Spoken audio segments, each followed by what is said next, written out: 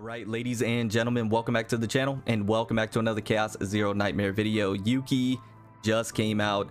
I wanted to go ahead and showcase her in Dimensional Twilight on the 10th basin. We were able to 3-star it with her, and I think she's a really strong character. Now, obviously, that area does cater to her with the support buff AoE, but nonetheless, she absolutely pops off there. Now, I know a lot of people think she's underwhelming. I understand why, but I think it might be a little disingenuous to a certain degree, just because I think the people that think she's underwhelming did not invest enough resources into her, did not build her up properly.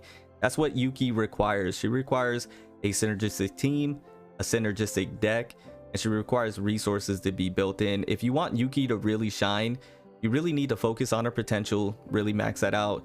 You really want to focus on crit rate, crit damage with her, really focus on making sure that she's getting follow-up and additional attacks, and that she's able to proc her inspiration consistently. If you can get those things going, Yuki starts to snowball, and she starts to snowball hard.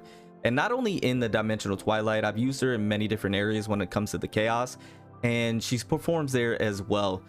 Once again, it requires the correct deck in order for that to be the case, and that's what I wanted to go ahead and showcase, the build for my current Yuki that I have, and to be able to showcase how good this character can be if you have everything in place for her. So I'm gonna go ahead and show that now. I do hope you enjoyed today's video and get some value from it. If you do, drop a like, sub if you're new, join the FBG fam, especially if you're a Yuki enjoyer like I am.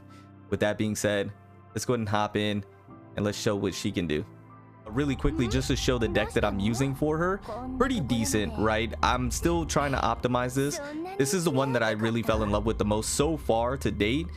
To Prepare to Subdue, I think this card right here is instrumental in order to make Yuki run properly, because it's going to be able to provide cards for you, being able to draw cards, and then you can draw another attack card the next one. So I duplicated or replicated this one. I think this is highly instrumental. Of course, their AoE card here can be 1 cost for the flash slash.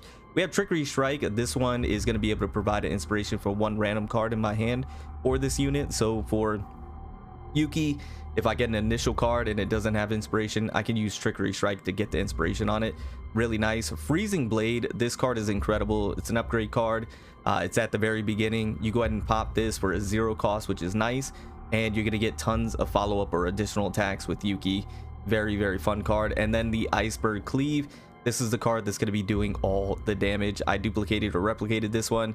Incredible card. So this is a pretty decent, you know, thinned out deck here. Once again, I'm going to try and optimize it. I think what really also makes it tick is this equipment right here. When you draw by an ability, plus 35% damage amount to your own attack cards from 1 turn. Pretty solid, right? With an attack of 68. Really nice. And then I have this one, defense 21, fixed shields. And then I have this one right here, Super Conductive Protein. At the start of battle, change the cost of 1 card in your hand to a 0 or 0 for 1 turn, excuse me. So that is the deck. I guess I could show the rest of it right now, right? Stats, I do have her level 60. You can see the stats right here. Still working on that. For the partner, I do have her partner level 50. Need to level that up. For the potential, have it maxed out as much as I possibly could. Still working on this as well. The resources, man. The resources are gone. Memory fragments, these are the ones that I'm running right now. I did go with the order set. I just think it's the most optimal. And then I did go with crit damage, because I think crit damage is vital for her, in my opinion, of course. And then I did get the E1, right? Now, the E1, I like it because it removes the decreased damage amount by 20% effect of Iceberg Cleave. For me, that was huge in order to get this E1, because that debuff was just kind of clunky in my opinion. It kind of got in the way. Now, you can't get around it. There are ways to get around it, but for me, I didn't like it. Personally, I didn't like it, especially for a character that I'm trying to really deck out, right? So I did get the E1. Keep that in mind. Now, I am running her with Nia. I think Nia is arguably best in slot for her. Obviously, Cassius is going to be incredibly good as well, but I think Nia, because she's able to provide additional attacks as well, you know, in terms of allowing your combatants to do that. And then the draw, like you know, if you have the right deck for Nia, the amount of draw that we can do is pretty insane. And then I do like her ego skills. So I do have Nia, and she has some pretty decent healing. And then I do have Veronica. Now, I've been running Ray on this for the most part, but with the Dimensional Twilight and having to have 2 teams, I have Ray with Renoa. I just think this is a better synergy, plus the Void, right, attribute right here. But Veronica is good, man. Veronica is really solid because she does provide draw. and then that passive damage with the ballista. So let's go ahead and hop in. I yapped on long enough. We're gonna go ahead and hop in. Let's see what we can do here. I cleared it the first time, 3 stars. I'm hoping I can do it this time as well. Now what I usually like is to get that 0 cost on this one. Unfortunately, we did not. Gonna go ahead and pop that. We always want that ballista in the back pocket. I'm gonna go ahead and pop this here. See what we get. Go ahead and pop this. There we go. I'm not gonna do... I am gonna do the G chord. G chord. We'll go with Nia's. I'm trying not to use any AP right now. This is quite unfortunate. It really doesn't matter what we go with right now. All right, that was unfortunate with the draws, but it is what it is. We're gonna go ahead and cleave here. Love the animation. Once again, love this character. I think she's fantastic. And then the follow-up attacks are really nice. Ballista. So you see there's additional passive damage that's going on here. For this one, we have Flash Slash, but then we also have the Iceberg Cleave, but it doesn't have the +1 on the inspiration. So we're gonna use Trickery Strike. Hopefully it goes on the Iceberg Cleave. It should, right? There we go. So now we're able to, and we got another Trickery Strike. That's what's really nice about Trickery Strike. I'm gonna go ahead and do this as well, get some morale going. I do like Rally a lot. I think Rally's really good. Gonna go ahead and cleave here. Additional, and then we're gonna go ahead and cleave here. Just cooking, right? Just absolutely cooking. Additional attack follow-up, really nice. Then we'll get a ballista shot. Beautiful, right? So it's just the follow-ups, it's the passive damage, it's the AoE. It's all really nice. Once again, the subdue is instrumental, and then we're gonna go ahead and cleave here again. And you can see we're doing some pretty decent damage, right? Pretty decent damage. Once again, we got the buff. I get it. We got the AoE, all that good stuff. We're gonna go ahead, prepare to subdue. Once again, I think that card is just too good. Absolutely too good. We got Rally again. We might as well rally here. Okay. Yeah, I think we're just gonna unload. I think we're just gonna unload here. Leave it out. Good damage, right? And then let's see what we can draw into here, because it might be sneaky good. It was not sneaky good. We'll grab this, and what we could do is probably, I could Trickery Strike, but I think that's gonna be a waste. I'm gonna load up on the reload here, so that way when we pop this ballista, it's just gonna do as much damage. Yeah. And then we'll wait for another turn here. Do we have an ult? We probably could have ulted, or even Westmacotted. All right, we're gonna prepare to subdue again. You can basically see what we're going for, right? Yeah, we're just gonna cleave it.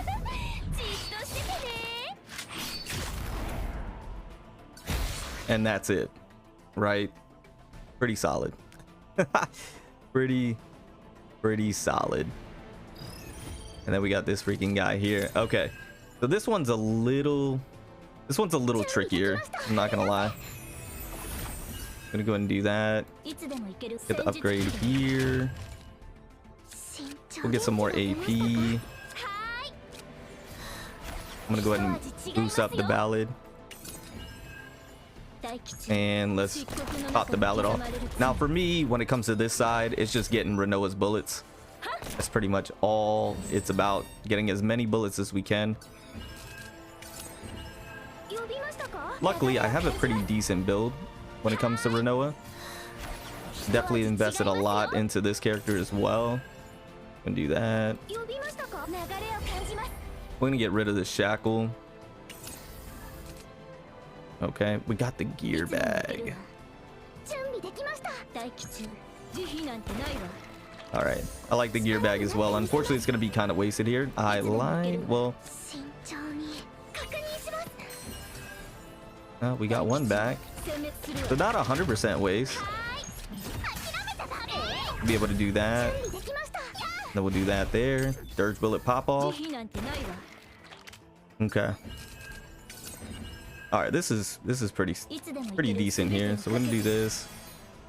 Get rid of those. Jeez, if I could even English.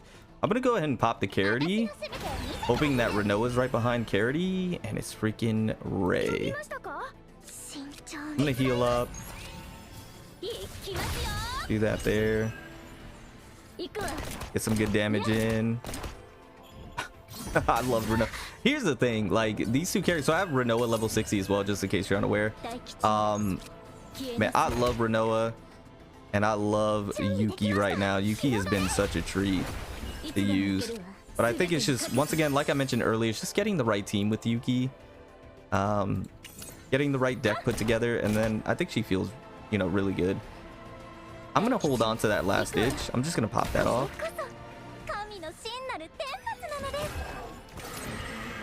Okay, I wish I had Renoa's ult ready to go here.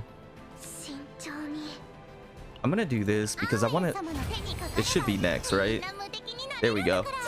I want to have this ready to go because we're setting up for something nasty here. I'm gonna do that.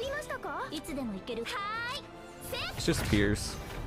All right, now essentially it's just a waiting game to get to Renoa's ult. Once we get Renoa's ult, we're gonna pop it with last ditch assault. That word is so difficult for me. I'm not gonna hold you. That word is so difficult. Last ditch assault. I'm gonna buff this up. Pop that off. Okay. Once we get that ult, we're set. Nice. We're gonna go ahead and pop this. Get rid of these guys, and then we'll get rid of that. I'm gonna heal up. Heal up again. One more round here, and then it's wrap. And then it's a wrap. I don't know how many turns this is. I don't know if we got the 3 stars. Oh yeah, it's a wrap. Absolutely a wrap.